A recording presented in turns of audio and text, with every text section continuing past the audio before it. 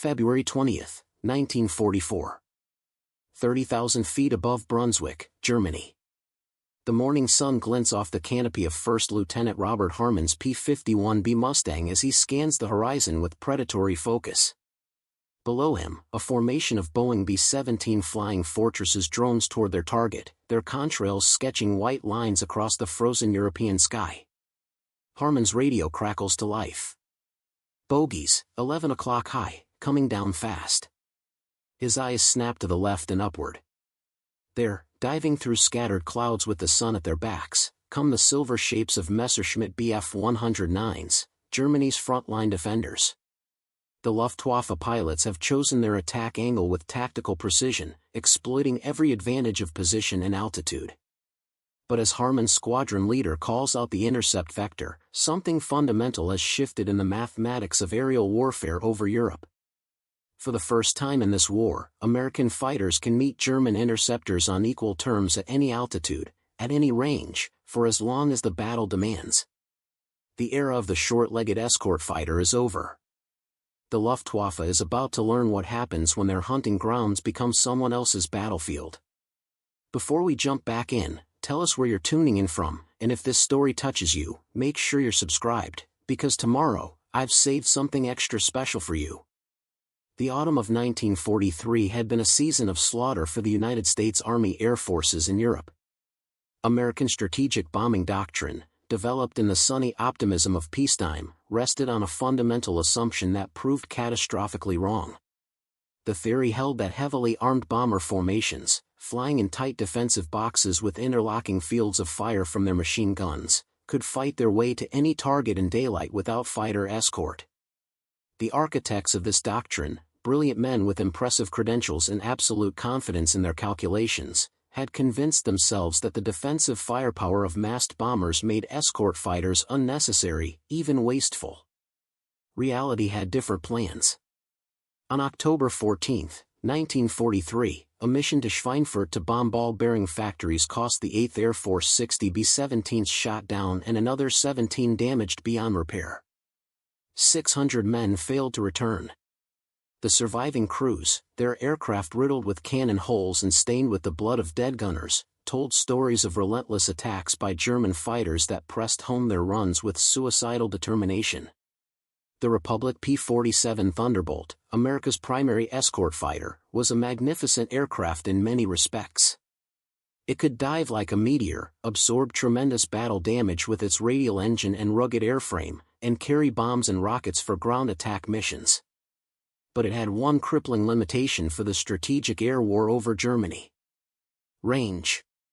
Even with external drop tanks, the P-47 could barely reach the German border before turning back, leaving the bombers to face the full fury of the Luftwaffe alone over the most heavily defended industrial targets in Europe. German fighter pilots had developed their tactics to exploit this American weakness with methodical efficiency. They would shadow the bomber formations as they crossed into German airspace, waiting patiently while the American escorts reached their fuel limits and turned for home. Then, freed from the threat of American fighters, they would methodically tear the bomber formations apart. Messerschmitt Bf 109s and Focke-Wulf FW 190s would attack from every angle, their 20mm and 30mm cannons capable of shredding a B-17 structure with just a few hits. Some German pilots developed frontal attacks, diving head-on into the bomber formations at closing speeds exceeding 600 miles per hour, their cannons blazing for the brief seconds they had a shot before flashing past. The Americans called these men the Sturmgruppe, the Stone Group, and they were among the most feared pilots in the Luftwaffe. Major Heinz Bahr, a Luftwaffe ace with over 200 victories, later described the tactical situation with brutal honesty. "We owned the sky over Germany in late 1943. The American Thunderbolts were dangerous when they were present, but we knew exactly when they would leave. We would wait, just out of range of the bomber guns, watching our fuel gauges, counting the minutes. Then the American escorts would waggle their wings in farewell and turn west, and the bombers were ours. It was target practice at that point, though the bomber gunners made us pay for every kill. The human cost of this strategic failure became unsustainable. 8th Air Force bomber crews faced a terrible arithmetic. Each man was required to complete 25 missions before rotating home, but statistical analysis showed that the average crew would be shot down after 15 missions. The odds were not in their favor, and everyone knew it. Morale plummeted as crews watched their friends fail to return, as replacement crews arrived fresh-faced and eager only to disappear on their first or second mission, and as the few who survived to complete their tours departed as hollowed-out shells of the young men who had arrived months before. The crisis demanded a solution, and that solution was already in development, though few recognized it yet. The North American P-51 Mustang had entered service in 1942, initially powered by the Allison V-1710 engine. In this configuration, it was a decent low-altitude fighter but nothing exceptional. British test pilots who flew early Mustangs recognized the airframe's potential but noted its disappointing high-altitude performance, exactly where bomber escort duties would be conducted. Then someone at Rolls-Royce had a brilliant idea. What would happen if they mated the Mustang's exceptional airframe with the Merlin engine, the same power plant that propelled the legendary Spitfire? The resulting aircraft, designated P-51B and later the improved P-51D, transformed aerial warfare. The Packard V1650 Merlin engine, built under license in America from the British Rolls-Royce design, produced 1,490 horsepower at military power settings and could be pushed to 1,720 horsepower for short emergency bursts using water methanol injection. This two-stage, two-speed supercharged engine maintained exceptional performance at the high altitudes where bomber formations cruised and where German interceptors waited. At 30,000 feet, where the thin air strangled less sophisticated engines, the Merlin sang with power. The P-51B could reach 440 miles per hour at 25,000 feet and climb to an operational ceiling above 41,000 feet, well beyond the effective range of most German interceptors. But speed and altitude performance, while impressive, were not what made the Mustang revolutionary. The true breakthrough lay in the numbers that had seemed impossible just months before. Internal fuel capacity of 269 gallons, supplemented by two 108-gallon drop tanks, gave the P-51B an operational radius of 650 miles. This meant the Mustang could escort bombers all the way to Berlin, 600 miles from English bases, engage in combat over the target, and return home with fuel to spare. This capability shattered every assumption the Luftwaffe had built their defensive strategy upon. Lieutenant General James Doolittle, who took command of the 8th Air Force in January 1944, immediately recognized what the Mustang represented. He issued new tactical directives that seemed almost recklessly aggressive to those accustomed to defensive escort tactics.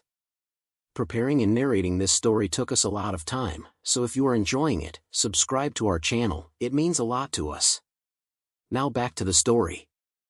American fighters were no longer to remain tied to the bomber formations.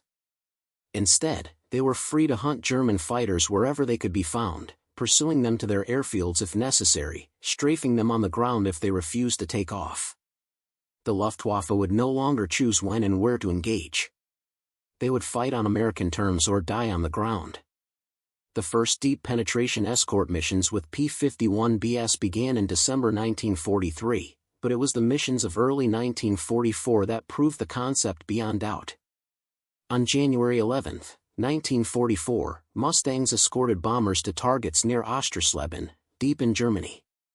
The escorts stayed with the bombers throughout the mission, engaging Luftwaffe interceptors at will. The psychological impact on German pilots was immediate and profound. For the first time, they faced American fighters that could pursue them anywhere, that had the fuel to dogfight for as long as necessary, and that possessed performance equal or superior to their own aircraft at the critical high altitudes where interception occurred. Oberleutnant Franz Stigler, a Bf-109 pilot with the Jagdgeschwader 27 who survived the war with 28 victories, later described his shock during an early encounter with Mustangs. We had been briefed that American escort fighters had limited range, that we could always outlast them by refusing combat until they left. Then one day in early 1944, we attacked a bomber formation near Magdeburg. The American escorts turned toward us aggressively, and we expected them to be thunderbolts that we could evade and outlast. But these were different. They pursued us with relentless determination, matching our every maneuver. We climbed, they climbed with us. We dove, they stayed on our tails. After 15 minutes of combat, my fuel was critical and I had to break off, but the American was still there, still pressing the attack. That was when I realized everything had changed. We could no longer choose our battles. The Americans would bring the fight to us whether we wanted it or not. The technical specifications tell the story of two design philosophies meeting in mortal combat. The P-51B and its improved successor, the P-51D with its bubble canopy and 6 machine guns instead of 4, represented American engineering pragmatism focused on the mission of long-range escort. Every design decision flowed from that central requirement. The laminar flow wing, developed by North American's engineers, maintained smooth airflow over a greater percentage of the wing surface than conventional designs, reducing drag by a remarkable margin and contributing directly to the aircraft's extraordinary range. The fuselage, streamlined with meticulous attention to every source of drag, slipped through the air with minimal resistance. The cooling system, often overlooked in discussions of fighter design, was positioned in a belly scoop that actually produced thrust through clever aerodynamic design, recovering energy that would otherwise be lost as waste heat. 6 Browning M2 machine guns, 3 in each wing, provided devastating firepower with a combined rate of fire approaching 5,000 rounds per minute. Each gun carried between 270 and 400 rounds depending on position, giving the pilot ample ammunition for multiple engagements. The guns were reliable, rarely jamming, and their ballistics were well understood by American pilots who had trained extensively with them. Against this stood the Messerschmitt Bf 109, Germany's primary fighter throughout the war, now in its late-model G variant. The 109 had been revolutionary when it first flew in 1935, a cutting-edge design that incorporated features considered radical at the time. But by 1944, the basic airframe was nearly a decade old, pushed to its absolute limits through successive modifications and engine upgrades. The Bf 109G, called Gustav by Luftwaffe pilots and often nicknamed by the Allies as the Me-109, was powered by the Daimler-Benz DB605A engine producing 1,475 horsepower at takeoff. Later variants would receive the DB605AS with a larger supercharger pushing power to 1,800 horsepower, but this came with increased mechanical complexity and reduced reliability. The aircraft could reach 386 miles per hour at 23,000 feet, respectable but not exceptional compared to the Mustang. Its climb rate was good, its turn performance adequate, and its armament varied depending on factory and field modifications. Standard armament included one 20mm cannon firing through the propeller hub and two 13mm machine guns mounted above the engine, synchronized to fire through the propeller arc. Some variants carried additional 20mm cannons and underwing gondolas, though these added weight and drag that degraded performance noticeably. The 109's greatest weakness in combat against Mustangs revealed itself in sustained engagements at high altitude. The DB605 engine, while powerful, used a single-stage supercharger that lost efficiency rapidly above 20,000 feet. At the altitudes where bomber escorts operated, the Messerschmitt was gasping for air while the Merlin-powered Mustang maintained full power. This altitude performance gap proved decisive in countless engagements where German pilots found themselves unable to climb away from pursuing Mustangs, unable to maintain speed in level flight, and gradually worn down by opponents who could simply outlast them. Fuel capacity revealed the fundamental difference in mission requirements. The Bf 109G carried 400 liters of internal fuel, about 106 gallons, giving it roughly 90 minutes of combat endurance. This was adequate for interception missions flying from bases near the targets, climbing to altitude, engaging in brief combat, and landing. It was utterly inadequate for sustained combat against opponents who could fight for hours and still fly home. German pilots learned to manage their fuel with desperate care, always aware that every minute of combat brought them closer to the moment when they would have no choice but to break off regardless of tactical situation.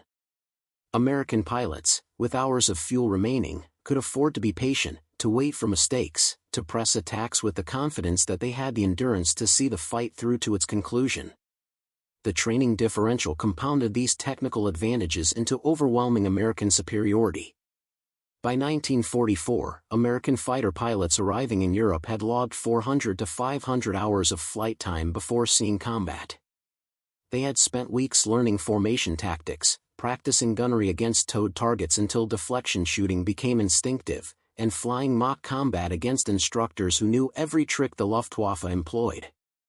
They arrived in squadrons with well-established procedures, experienced leadership, and the confidence that came from knowing they had mastered their aircraft. German pilot training, once the envy of the world, had deteriorated drastically under the pressures of attrition and fuel shortages. By 1944, new Luftwaffe pilots often had less than 150 hours total flight time, with minimal gunnery practice and virtually no formation training. They were thrown into combat with inadequate preparation, expected to learn by surviving, and most did not survive long enough to learn. The few experienced pilots who remained, the aces with dozens or hundreds of victories, found themselves leading formations of inexperienced youngsters who made fundamental mistakes and died quickly. Production numbers told the story of two nations on diverging trajectories.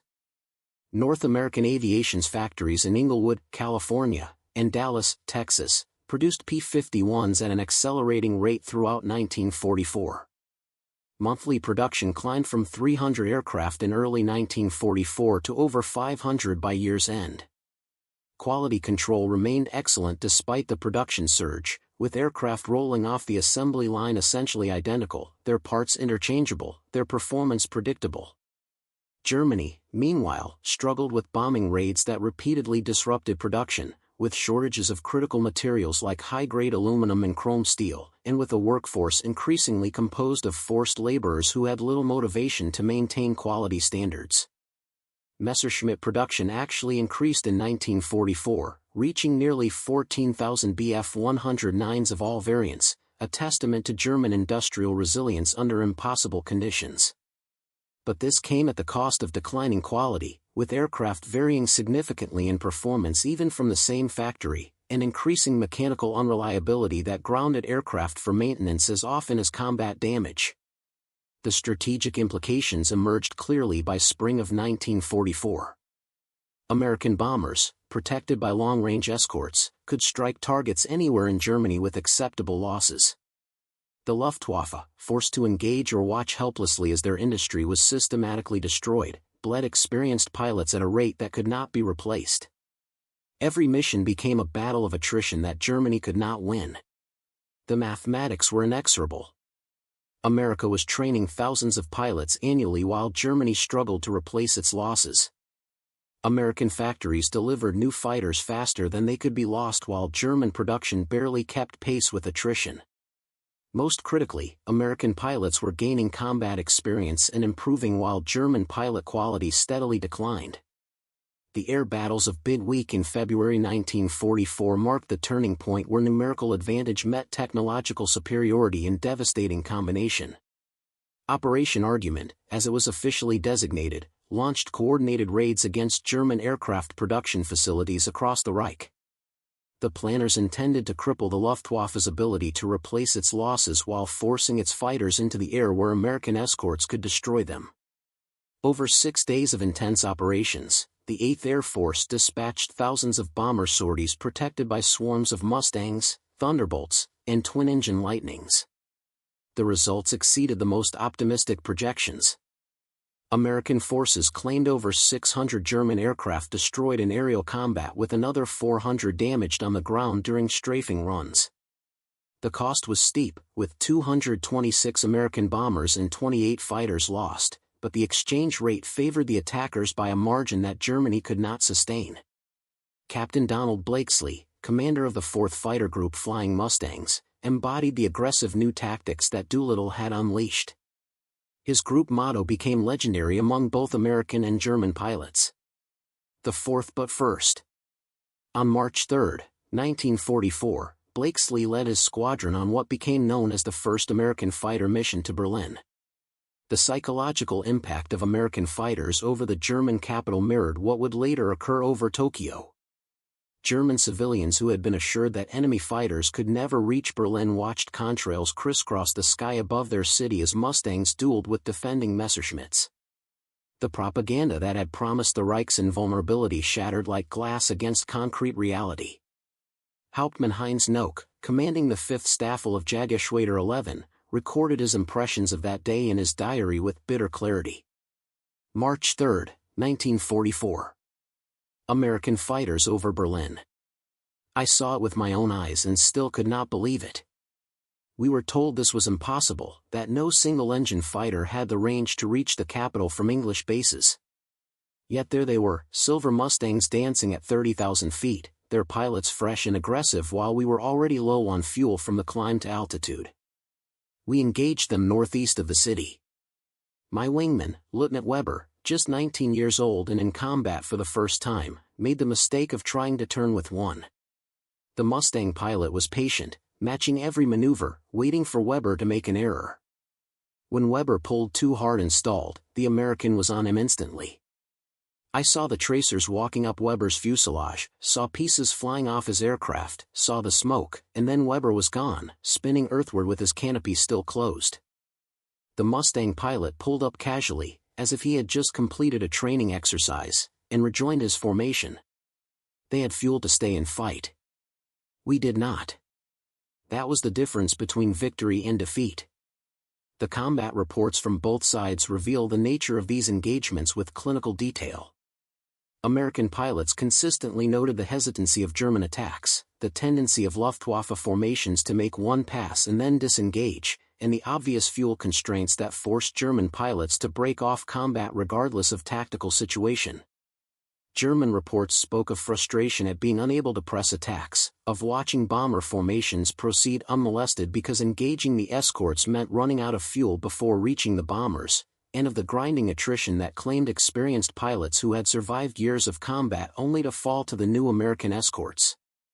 The Messerschmitt Bf 109G, for all its limitations against the Mustang, remained a dangerous opponent in the hands of experienced pilots who understood its strengths. Major Gunther Rahl, third highest scoring ace of all time with 275 victories, flew the 109 throughout the war and knew its capabilities intimately. In a post-war interview, he explained the tactical approach that kept him alive. The 109 could not match the Mustang in sustained combat at high altitude. The American aircraft had superior range, better high-altitude performance, and pilots who were well-trained and confident. Our advantage lay in tactics developed through years of combat experience. We would position ourselves with altitude advantage, dive through the American formations at maximum speed, fire a quick burst, and zoom climb away before they could react. The dive speed of the 109 was excellent, over 450 miles per hour, and in the zoom climb we could briefly outclimb the Mustang using our momentum. But this required perfect execution and immediate disengagement. Any pilot who stayed to dogfight was giving away every advantage to chase a momentary opportunity. Most of our young pilots did not understand this. They would see an opening and commit to the attack, forgetting that the Mustang pilot had hours of fuel remaining and could afford to be patient. The result was predictable. The evolution of German defensive tactics reflected their increasingly desperate situation. In early 1944, the Luftwaffe attempted concentrated attacks using entire Geschwaders, wings of 90 to 120 aircraft, massing their forces to overwhelm escort fighters through sheer numbers. This proved costly when American escorts simply called for reinforcements and turned the massed formations into target-rich environments. By mid-1944, German tactics shifted to small group attacks, formations of 12 to 16 aircraft, attempting to slash through escort screens to reach the bombers. This reduced casualties but also reduced effectiveness against the heavy bombers. The Sturmbach units, heavily armed and armored FW-190s designed specifically to destroy bombers, flew in formation protected by lighter 109s tasked with keeping American escorts off them. When this worked, the results were devastating for bomber crews. When it failed, as it increasingly did, the slow and cumbersome Sturmbach aircraft became easy prey for Mustangs that could pursue them at will. The maintenance and logistics picture revealed another dimension of American superiority that often went unmentioned in tactical discussions. Every P-51 that flew from English bases was supported by a maintenance infrastructure that seemed almost excessive in its thoroughness. Each fighter group had dedicated crew chiefs for every aircraft, specialists for engines, armament, radio equipment, and instruments, and supply lines that stretched back to factories in America but delivered parts with remarkable speed. An engine change, a major undertaking for any fighter, could be completed in 6 to 8 hours by experienced crews using hoists, specialized tools, and replacement engines that arrived in protective containers designed specifically for that purpose. Battle damage that would ground other aircraft could often be repaired overnight. Holes in aluminum skin were patched, damaged control surfaces replaced from stock, and hydraulic systems bled and refilled with procedures refined through months of operational experience. The Luftwaffe maintenance situation deteriorated into crisis by mid-1944. Spare parts became increasingly scarce as Allied bombing disrupted supply networks. Specialized tools were lost or worn beyond usefulness and could not be replaced. Experienced mechanics were drafted into combat units or killed in bombing raids on airfields. Aircraft sat grounded awaiting parts that never arrived while serviceable fighters were cannibalized to keep others flying. The Bf-109's complex DB605 engine required careful maintenance and precise adjustment of its fuel injection system, its variable pitch propeller, and its supercharger controls. Without proper tools and trained personnel, reliability suffered. Engines that should have run for 100 hours between overhauls were failing after 50 hours or less. Pilots reported rough running, overheating, and catastrophic failures that sent them down behind enemy lines or into the English Channel. The armament difference between the two fighters sparked endless debate among historians and aviation enthusiasts, but the combat records provide clear answers. The P-51D's 650 caliber Browning machine guns delivered approximately 4,800 rounds per minute of combined fire. Each armor-piercing incendiary round weighed 46 grams and left the barrel at 900 meters per second. The guns were harmonized to converge at 300 yards, creating a cone of fire that was nearly impossible to escape once a pilot had firing position. The reliability of these weapons was exceptional. Stoppages were rare, usually caused by bent ammunition belts or extreme cold rather than mechanical failure.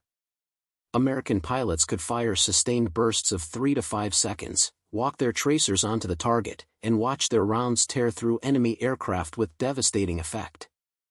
The Bf-109G's mixed armament of 120mm cannon and two 13mm machine guns offered heavier punch per round but significantly less ammunition and lower reliability. The 20mm MG-151 cannon, firing through the propeller hub, carried only 200 rounds. At 700 rounds per minute cyclic rate, this gave the pilot just 17 seconds of firing time before the cannon ran dry.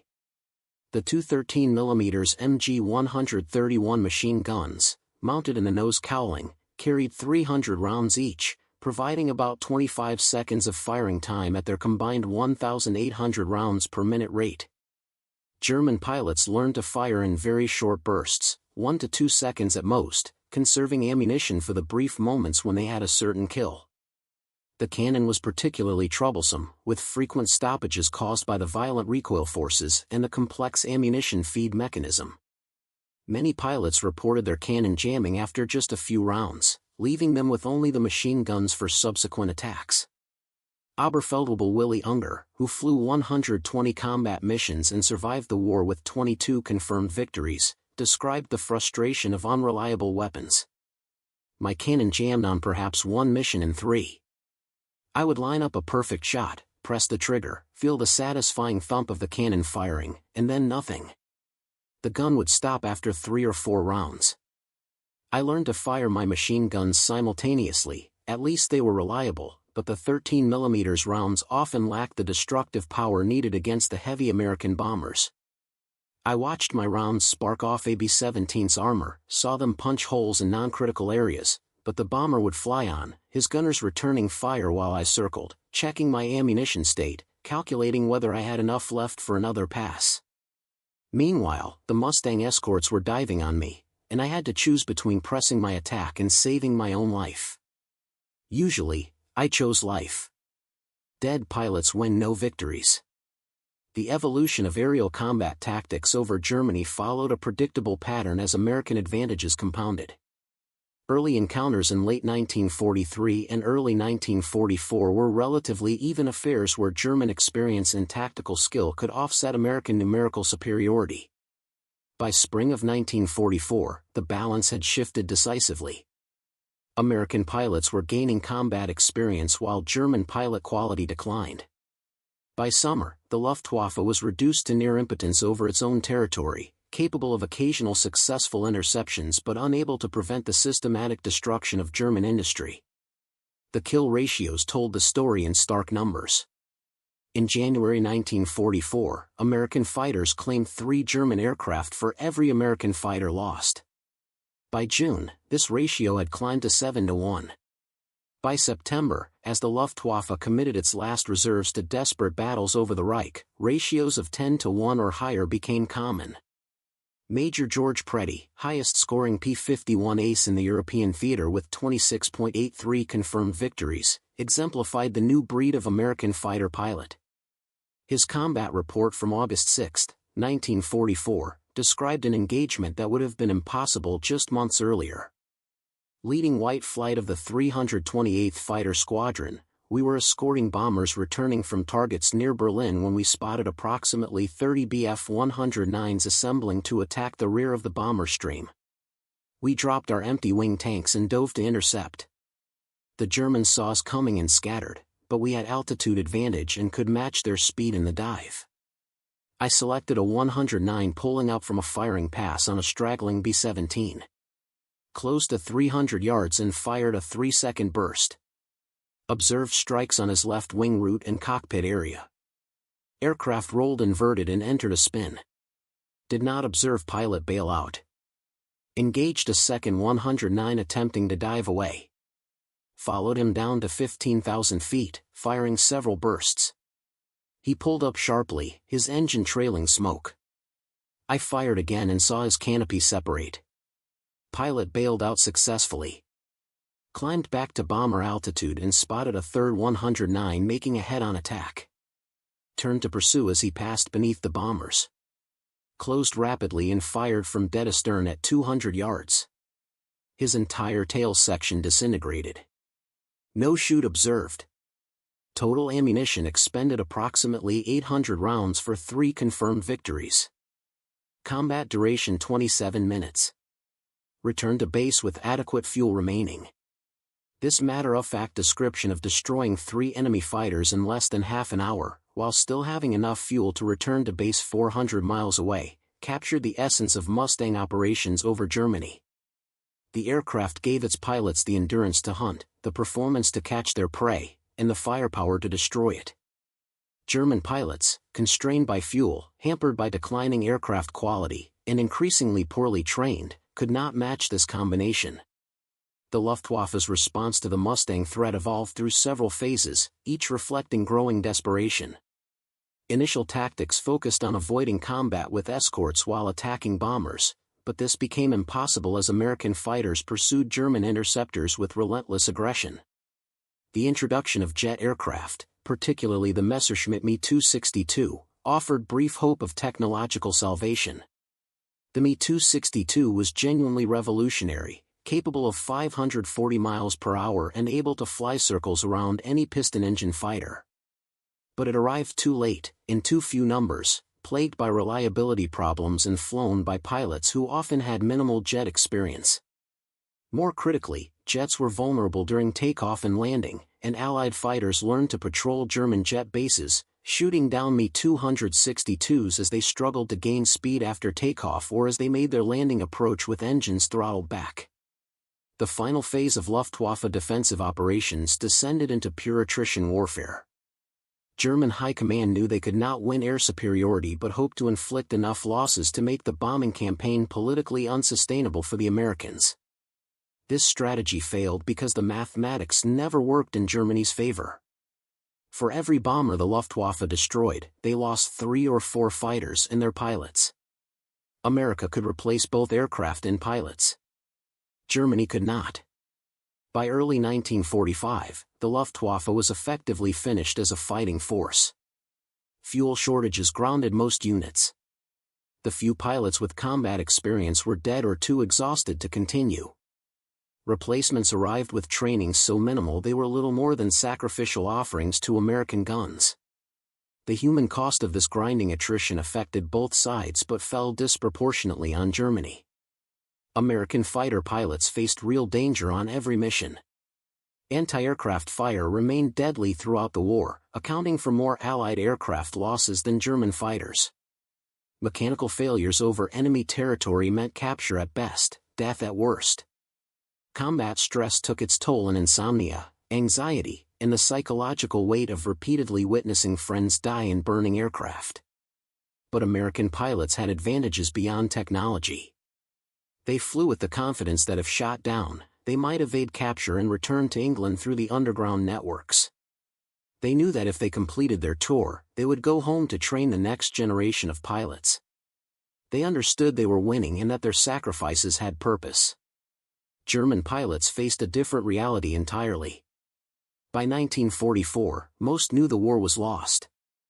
They continued fighting from duty, from loyalty to their comrades, from fear of consequences for refusing, or simply because fighting was all they knew. They watched the Reich crumble, watched their cities burn under bombing raids they could not prevent, watched their friends die in numbers that could not be replaced, and knew that even if they survived today, tomorrow would bring another mission against impossible odds. The psychological burden was crushing.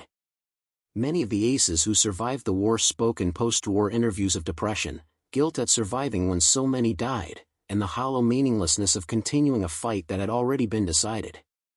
Major Erich Hartmann, highest-scoring ace of all time with 352 victories, spent the war's final months on the Eastern Front but faced American pilots during his early combat career. His assessment of the P-51 Mustang was grudging but honest.